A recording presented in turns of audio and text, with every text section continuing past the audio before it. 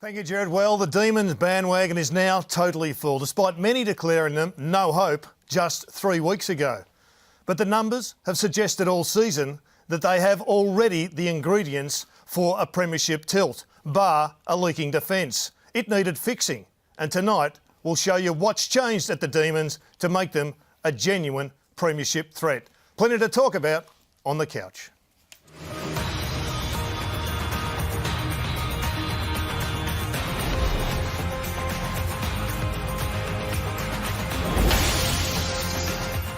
Yes, the coach at the moment, Simon Goodwin, is going to join us after leading Melbourne to the finals for 12 long years. Plenty of Demons excited. They've had some injury problems, Roosie, including Gary Lyon, who's actually gone down sick, but he's soldiering on. Welcome to you, Gaz. I thought you were going to go with my jacket. This is Ivor Warren Smith's from the late 1940s. Roosie's pottery jacket before I even started. Libby's doing a great job with the jacket. No, excited, Jared, as most Melbourne people are, I'm sure, but... it starts now. 8 teams, one Premiership Cup. Absolutely, and I'm interested in Melbourne because three weeks ago, when everyone was writing off Melbourne after a bad loss to the Sydney Swans, we put up a graphic that had them 1 or 2 in almost every ingredient you needed to win a flag, Roosie. But significant things have changed, not just over the last 3 weeks, but over the last 6 or 7 weeks to right that problem.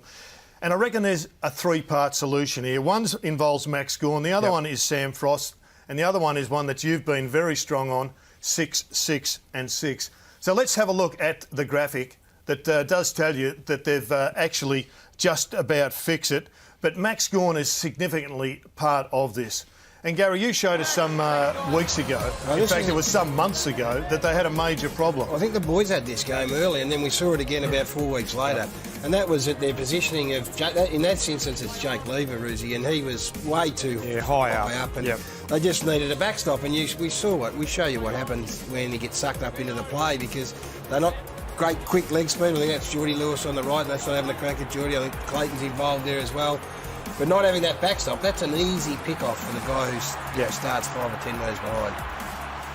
And so something had to change, and that's, they've changed a number of things, but this is the most significant. And it probably started after Melbourne were getting belted by St Kilda, round 15. And Max Gawn started to spend more significant time in defence. He has become the intercept player that Jake Lever was recruited to be. And you just see him here, he's doubled the time he spends in the back 50, and he's become such a rounded ruckman. He reads the play as well as anybody. It's a significant move, almost going back to the Gary Dempsey days of winning football across the half-back. I think early in the year, that's one he probably would have slid up into the corridor or even really charged hard forward. So he made a conscious effort to really support their defence, as you mentioned, Jeddah. The other one is the inclusion of Sam Frost. And I'm looking forward to talking to Simon Goodwin, because I don't even think Melbourne rated Sam Frost for what he's been able to do.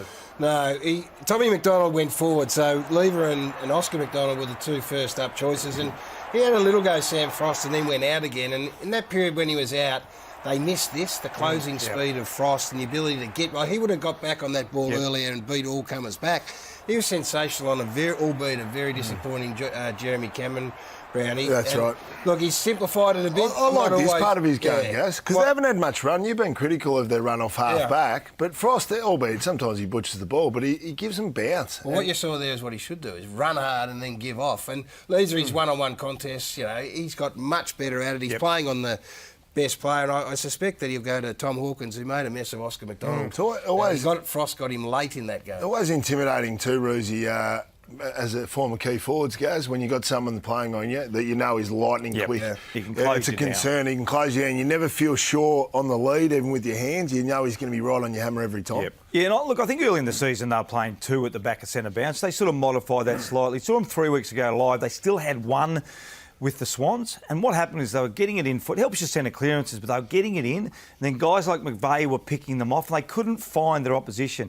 I was wrapped last week when they went 6-6-6 against West Coast and saw them live yesterday, and they just looked so much safer in front of the ball, and due to the fact that you boys have showed the gone and the frost and the speed behind the ball. They look a really good team going the finals, It's all the factors that have led to this. So if you look at the graphic, we just put it up, it's really clear. So you can see rounds 1 to 18, yep, they held the inside 50s against the opposition, but when they went in there, they scored easily the opposition. So 82 points against. Significant change in the last 5 weeks. And you have a look at the big one, the bottom one.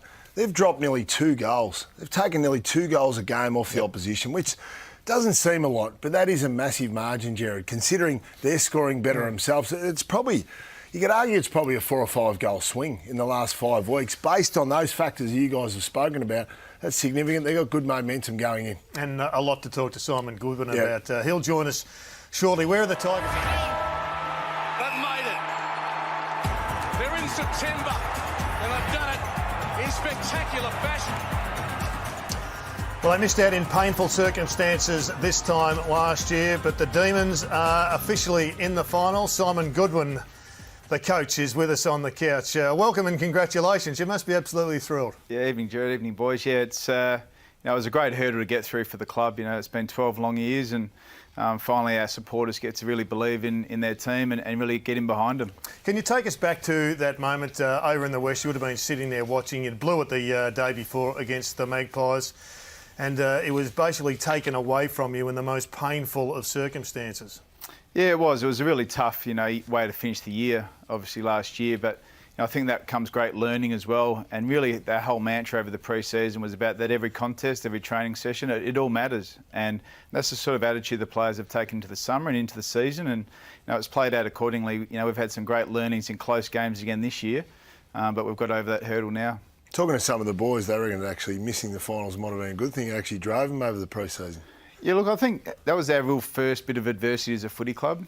Probably for the time when you were there, Roosie, we'd probably lived in a little bubble where expectation was pretty low. And as expectations started to grow, there was this feeling that we could play finals. But then we had our first real dose of adversity as a playing group. And it's really then how you actually get yourself through that, what you learn from it, how you grow from it. And to our players' credit, I thought their attitude through the summer was outstanding. Your faith has been unshakable. We've had cause to have chats over the journey, and you have been unequivocal in your faith in this group to overcome. And my question was about expectation, whether they could deal it, but you were absolutely convinced. Where did that come from? Yeah, I think it probably comes from perspective, just trying to keep everything in perspective about where your group's at, how many games they've played, how many close games they've been involved in, how they're actually growing as a group together and what they've actually experienced before. We've got Max Gore and Nathan Jones who haven't actually played a final, haven't played in many close games over a 5 or 6 year period. So they're all the things that you've got to keep in perspective. And you're going to have losses. Every team has losses. It's how you deal with them and how you really grow from those losses is really what defines you as a club and a team. Goody, just quickly, Ruse, before you ask this question, just the finals experience. Has this been addressed at all? Because the concern is, for me and for a lot of people, would be that you need to have been involved in finals before you go all the way and win a grand final. So obviously that's significant. The lack of experience there, apart from Geordie, has that been addressed in any way, or you just don't worry about it? Yeah, we can't worry about it. We haven't got any experience, but what we have developed over a period of time now is a brand of footy that we think stands up in finals. So we take confidence with the style of our play. I think we've lost contestable once for the years. So that's an important element to take into finals. And I think with that, it builds confidence. So, yeah, we've got Geordie, who's played, 23 finals and not much else. So we rely on Geordie a little bit, but we also know that, we've got an established brand that plays good finals Just footy. use the average. Just use the average. It always works when you've got someone with 23. Having been there, Goody, as you know, do you finally think that this group now can forge their own careers? I was on record as a little bit frustrated, so that veil of negativity, etc., and you copped it a little bit this year as well.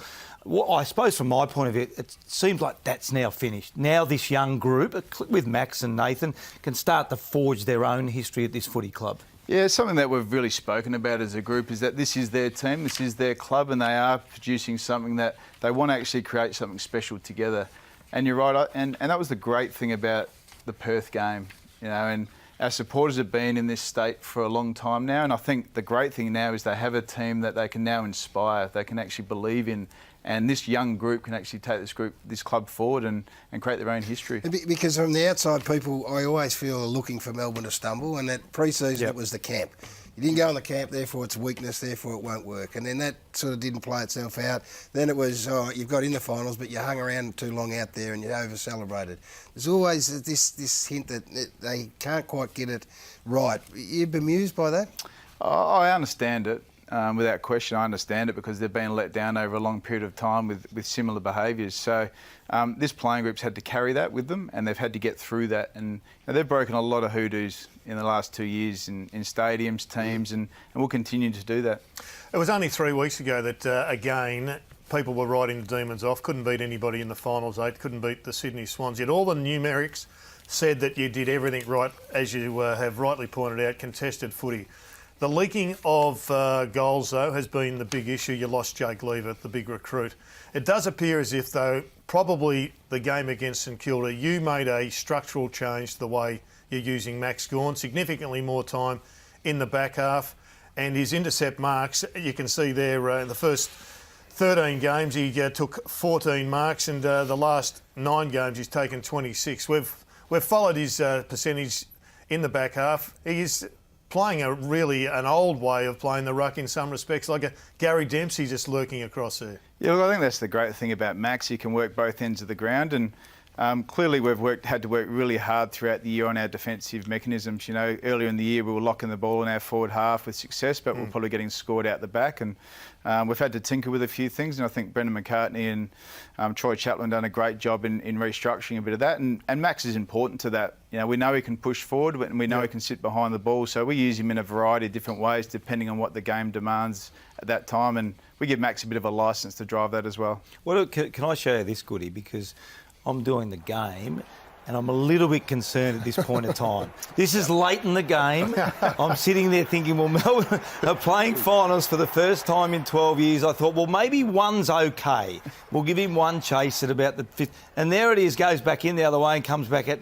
Run me through. What are you thinking? Are you thinking the same thing as me? I'm thinking... Max, don't. Yeah. What are you doing? I'm thinking exactly the same thing. We were speaking about it. Max, stop chasing right now. But you got to admire the attitude. And that's the competitive nature that he has. You know, he's actually torn a hamstring, you know, off the bone, pretty much chasing Joel Selwood in a similar fashion. So no more chases for Max late in the match. Jack Viney is the really interesting one. You copped some injuries on the weekend. Dom Tyson, we're hearing some good news, but does Jack Viney come in, given he has straight in, given he's had so little preparation? Yeah, he certainly does. You know, he's had probably 3 weeks of pretty solid training now. He'll have another 2 weeks, and he'll have another really big session on the weekend. So he'll be coming in, no question about that. He's eager, he's keen, and we know that his game, with the preparation that he's going to have, stacks up. So, inside forward 50, or does he straight on the ball? Oh, he'll have a combination of both. Yeah, so he's prepared for both, and he'll be ready to go. Who's taking responsibility for James Harmes? The last time you played the Cats, I reckon he played on all three, the big three, and did a fantastic job, and his form's been outstanding. You've thrown McDonald forward, it's worked. You've got Harmes now, who's a genuine midfield run with find his own footy.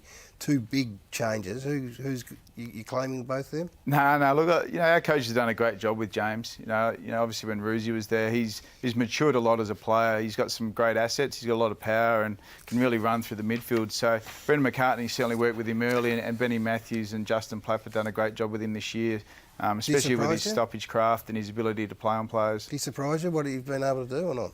I think his improvement rates surprised me, especially in the last, dozen weeks. His game was trending, but his last, 10 or 12 weeks has been outstanding. Can I ask you, Goody, because last year was interesting. Richmond, I don't want to say they stumbled across their game style because they missed a couple of tours, but then all of a sudden you got 5 forwards and Jack Rewald.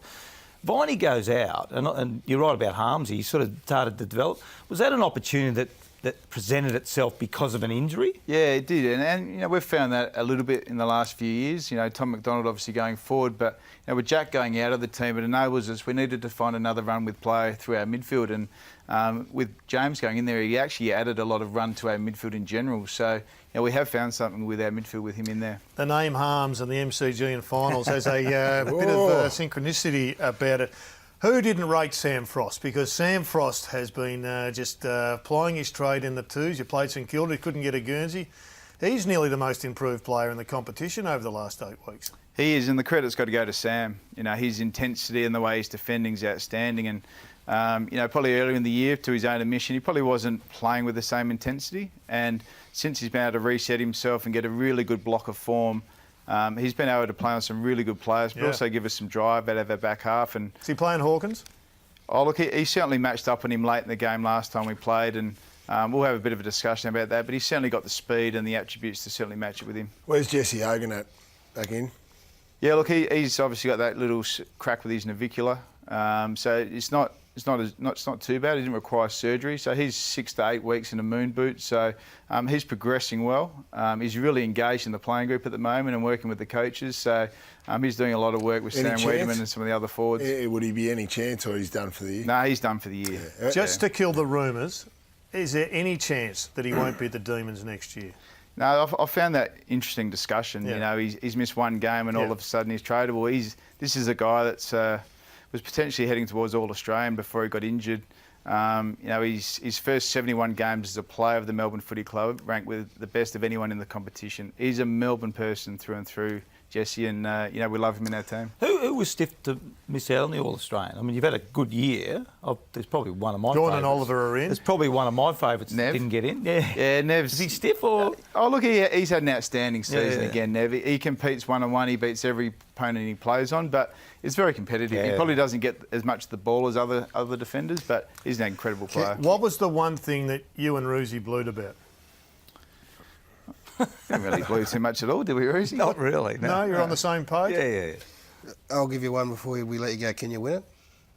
I think we believe in our game style and we believe in the playing group we've got. So we know the task at hand. We're under no illusions. We're playing a quality footy team in the first week of the finals, but we know if you can get the right game style, the right form, and you get some momentum, you can certainly do some great things. Appreciate you coming in, Simon. It's been a really exciting year, obviously, for Melbourne supporters and for yourself into the finals for the first time. Can't wait for Friday. It's going to be an absolute belter. You got any spare tickets, by the way? They're tough to get. I've had them all cleaned up. Appreciate your time. Good luck. Thanks, guys. Simon Goodwin, coach of the Demons, coming up.